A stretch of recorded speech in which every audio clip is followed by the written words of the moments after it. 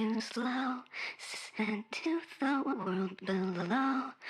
No daydreams, no light, nobody sleeps at night. I'm too slow, sent to the world below. No daydreams, no light, nobody sleeps at night. I'm too slow, sent to the world below. No daydreams, Man, mud.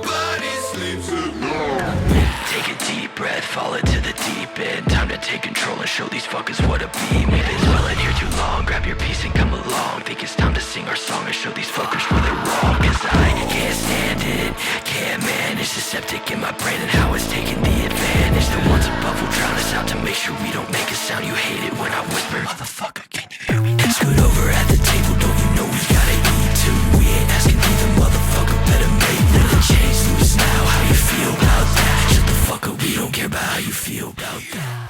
Wow, Resident Evil Village. I don't even know where to start with this game here. Like, it's been a roller coaster of emotions, like, through and through, but like it is just such a good game, like, overall. But let's go ahead and dive deep into that. Shit, I don't know where to start off first with this, so I'll just go off the top of my head. Screw it. So let's go ahead and talk about the first game right quick. Because Resident Evil 7 Biohazard, amazing game. I love the horror or whatnot. Some of the writing could have been better, in my opinion, as far as characters go.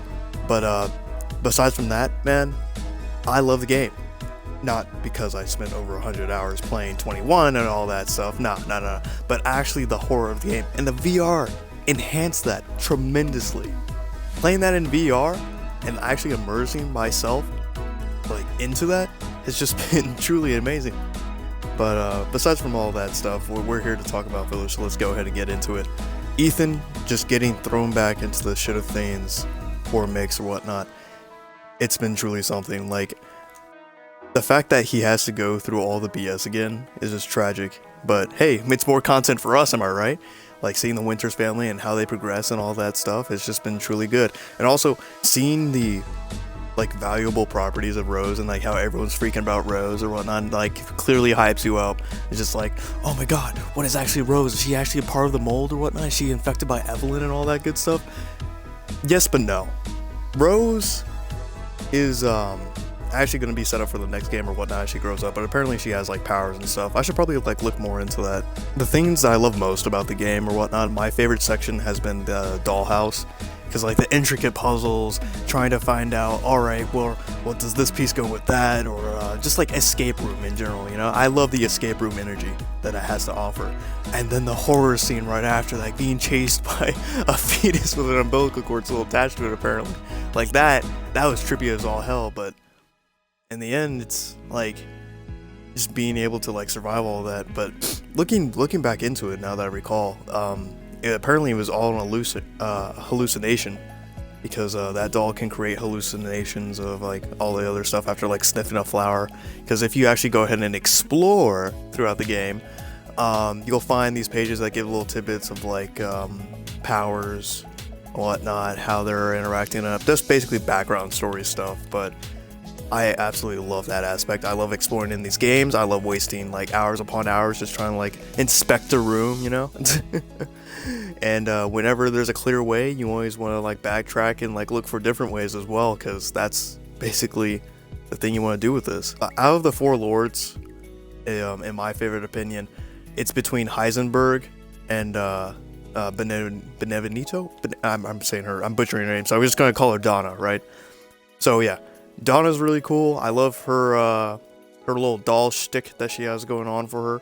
And then Heisenberg just being a classic cowboy, you know, and being able to like be practically Magneto, you know, like that's also really cool. But as far as my worst character goes in this, I'd have to say Chris Redfield by a long shot. Like you come into my house, you shoot my wife, you steal my kid, and yet you're gonna tell me that it's none of my business? Like, oh man, like, I'm not sure. Ah man, there had to be another way that they could have gone about it.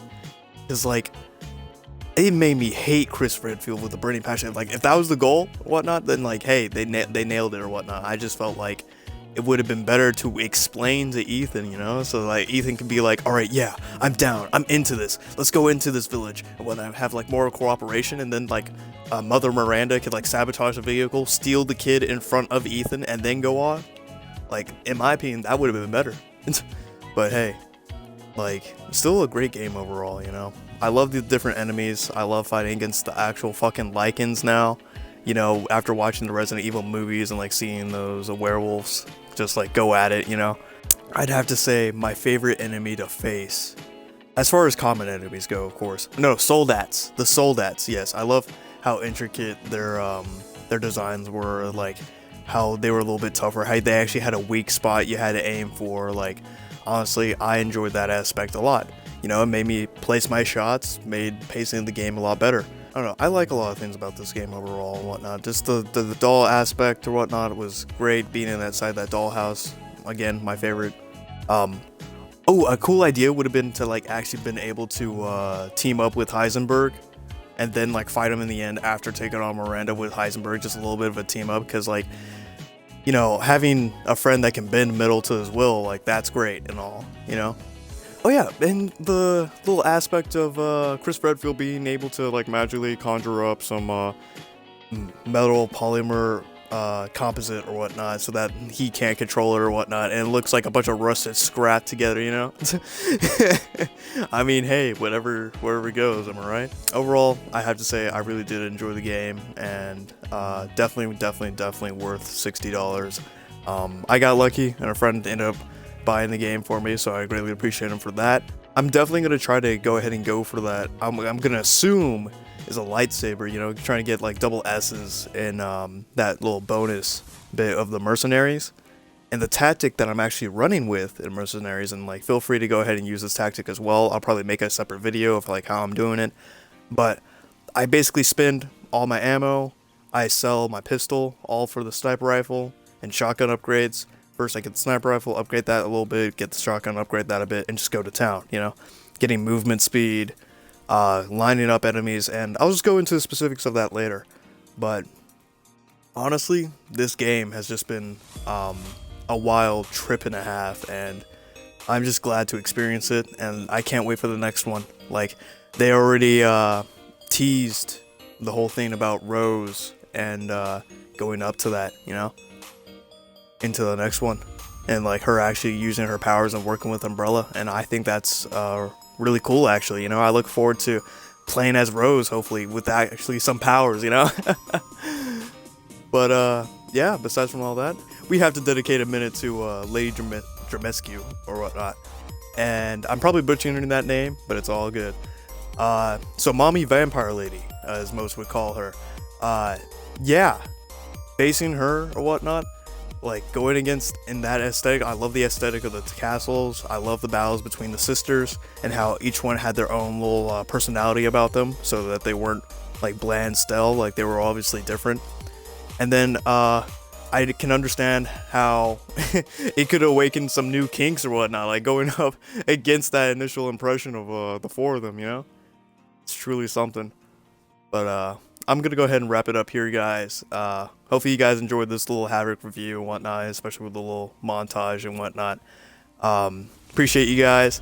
Sorry for being gone for practically a whole week, you know. Gonna try to get some more content going. You know, I have a Dead by Daylight video coming out around the corner here, along with a Red Dead project with close friends, so be on the lookout for that. And yeah, hopefully you guys have a great day, and yeah, peace.